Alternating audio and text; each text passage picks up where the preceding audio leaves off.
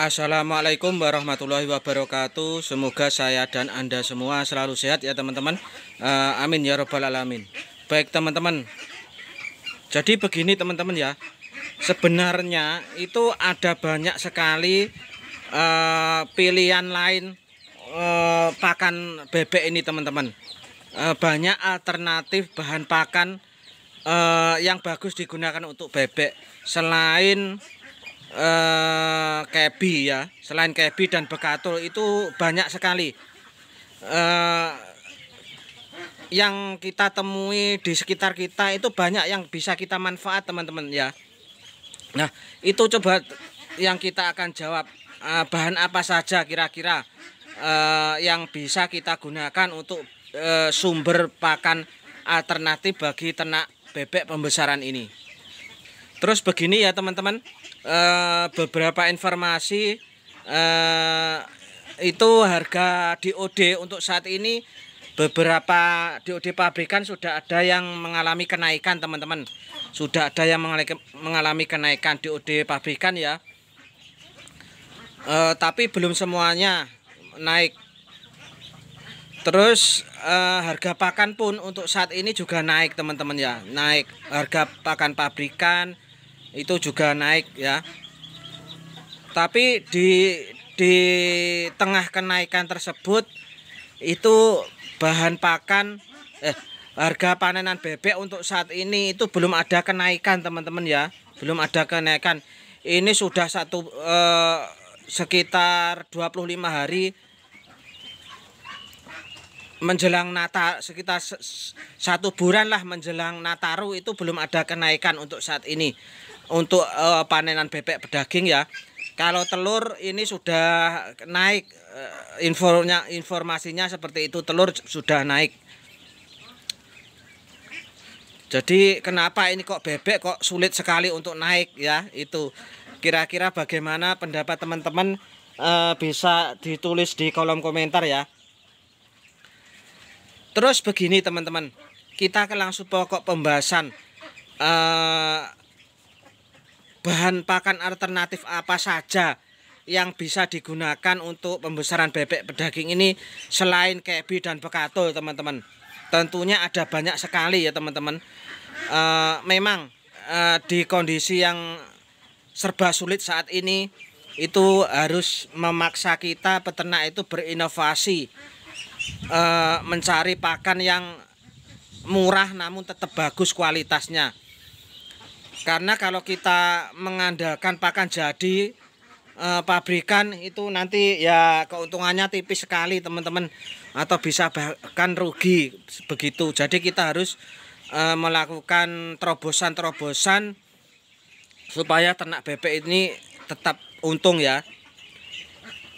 Karena pakan ini sudah bukan menjadi rahasia umum lagi, itu menyumbang 75-80% biaya ternak itu terbesar ada di pakan. Terus apa saja bahan alternatifnya teman-teman?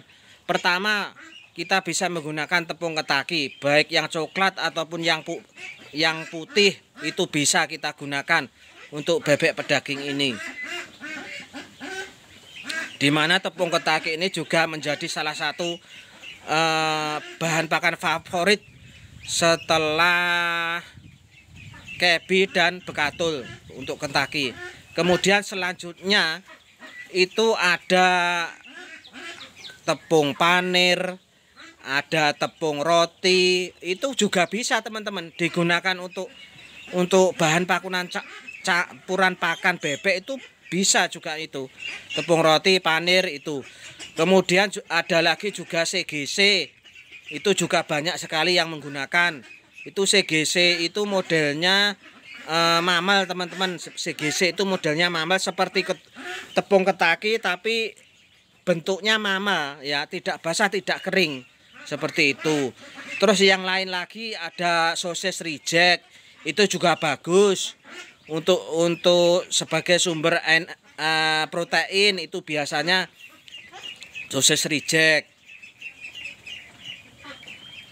Terus ada lagi juga ampas tahu, itu pun juga bisa teman-teman. Ampas tahu diberikan ke pakan bebek pedaging itu juga bisa. Namun prosentasenya itu sangat sedikit sekali untuk ampas tahu ini. Ampas tahu juga bisa ya. Ampas tahu juga bisa, tapi porsinya itu sedikit sekali.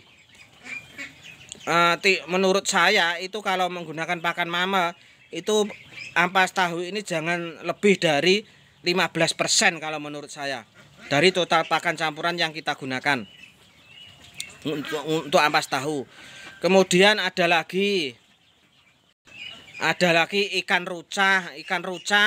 Yang ikan rucah itu yang bagaimana? Ikan rucah itu ya ikan yang jelek-jelek itu loh teman-teman. Itu misalkan ada kepala udang ataupun ada kepala lele, kepala bandeng, itu bisa, tapi direbus dulu, dimasak, direbus dulu, dijadikan seperti bubur itu ya teman-teman ya. Biasanya seperti itu. Itu juga bisa digunakan sebagai sumber bahan pakan protein. Sangat bisa itu teman-teman ya.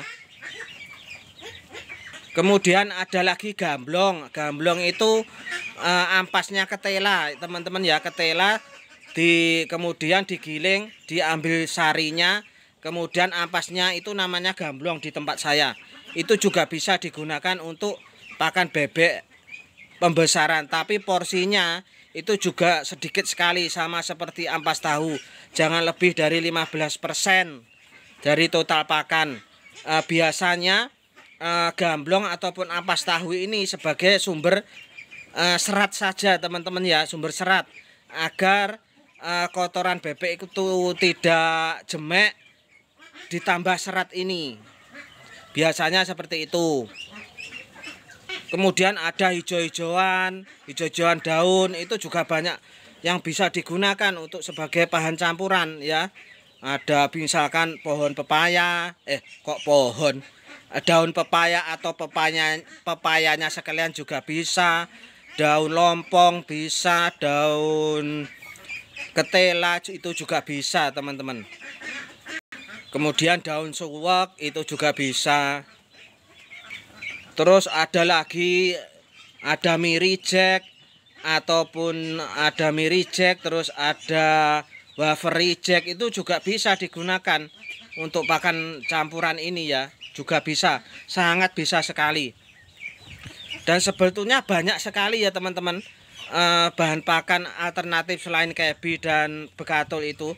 Tapi masalahnya tidak